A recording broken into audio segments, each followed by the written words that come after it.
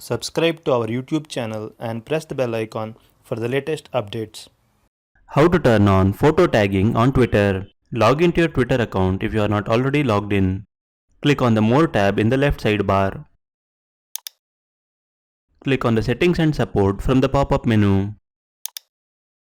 Now click on the Settings and Privacy from the drop-down menu. Under Settings section, click on Your Account. Your account settings page will open. Click on Account Information. Click on the Protected Tweets field. Now click on Photo Tagging. Toggle the button next to Photo Tagging to turn it on. Now you can find two options below. Select your preferred option. That's it. Photo tagging is turned on your Twitter account.